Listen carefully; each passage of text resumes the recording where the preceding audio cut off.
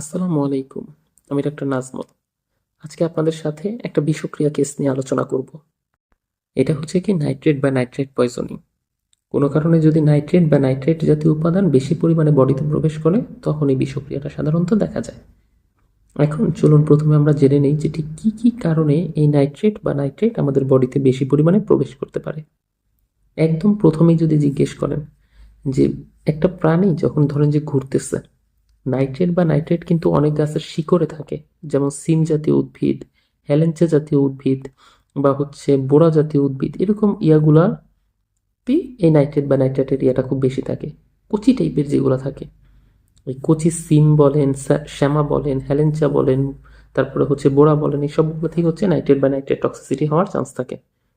ওই জন্য কোনো কারণে যদি আপনার পশুটা সেই নাইট্রেটযুক্ত উদ্ভিদের শিকড় বলেন বা কাণ্ড বলেন, এটা যদি বেশি পরিমাণে খেয়ে ফেলে, তখনই ওর এই নাইট্রেট বা নাইট্রেট পয়জনিং হওয়ার সম্ভাবনা থাকে। সেকেন্ড আরেকটা হচ্ছে যে অনেক দিন ধরেন যে একটা মাঠে সেরকম কোনো বৃষ্টিপাত হয় না, কিন্তু হঠাৎ করেই সেটাতে প্রচুর পরিমাণ বৃষ্টি হয়েছে এবং সেই ভূমিতে প্রথম যেই ঘাসটা জন্ম নিচ্ছে, এই ঘাসটা প্রচুর পরিমাণে নাইট্রেট বা নাইট্রেট জমা করছে তার মধ্যে, এটা আপনারা ধরেই নিতে পারেন। এই জন্য এরকম অনাবৃষ্টির পরে হঠাৎ করে বৃষ্টিপাত হইলে প্রথম যেই ঘাসটা জন্ম নেয় এটা কখনোই খাওয়ানো যাবে না।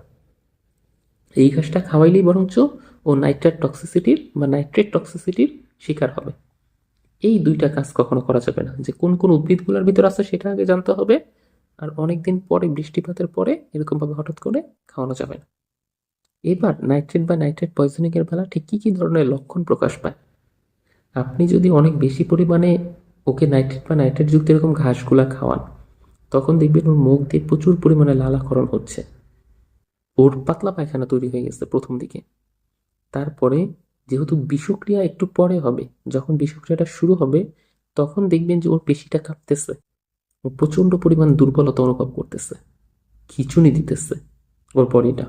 আস্তে আস্তে ব্লাড সেলগুলো যেহেতু ভাঙতেছে, দ্যাট মিনস ওর শ্বাসকষ্ট হচ্ছে এবং দেহের টেম্পারেচার আস্তে আস্তে স্বাভাবিকের তুলনায় অনেকটা কমে যাবে। আপনি যখন গায়ে হাত দিবেন তখন দেখবেন টেম্পারেচার অনেক ফল করে গেছে এবং দিন শেষে মারা যাবে। আরেকটা খুব বেসিক থিম হচ্ছে কি, যে এইটার মধ্যবর্তী যেই সময়, এটা কিন্তু খুব বেশি পাবেন না।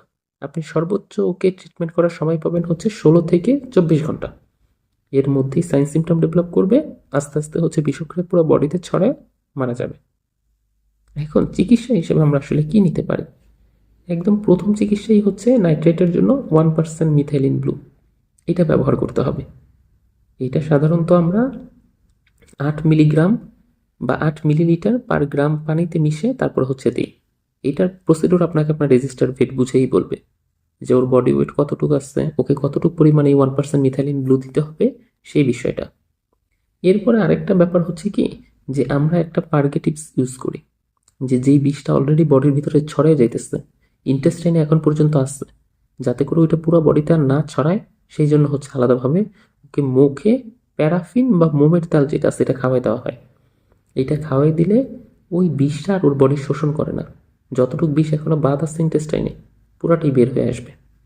আর সাথে এই টাইমে যেহেতু ওর আর কন্ডিশনটা আস্তে আস্তে খুব খারাপের দিকে যাচ্ছে, মুখে যেহেতু খাবার খাচ্ছে না, এই জন্য একটা স্যালাইন করা যাইতে পারে। আর আদার্স আরও কিছু যদি সাইন সিমটম প্রকাশ পায়, সেটার উপর ভিত্তি করে অন্যান্য ট্রিটমেন্ট প্রোটোকল এখানে শুরু হবে। এখন এটাকে আমরা ঠিক কীভাবে প্রতিরোধ করতে পারতাম। ওই যে বললাম, কাঁচা ঘাস যখন আপনি খাওয়াবেন, নাইট্রেটের কনসেন্ট্রেশনটাকে কমানোর জন্য আপনি এটার সাথে শুকনা খড় মিশিয়ে দিবেন। যখন এই কাঁচা ঘাসের সাথে শুকনা খড়টা মিশিয়ে দিবেন, তখন আর নাইট্রেটের কনসেন্ট্রেশন আগের মতো থাকবে না, যার কারণে তখন আর এরকম বিষক্রিয়ার কেসটাও হবে না। আর আরেকটা হচ্ছে যে ওই যে অনাবৃষ্টির পরে বৃষ্টিপাতের ফলে যে ঘাস জন্মাইছে, ওইটা কখনো খাওয়ানো যাবে না। ওই ধরনের জিনিস আগের থেকে আপনাকে সতর্ক থাকতে হবে।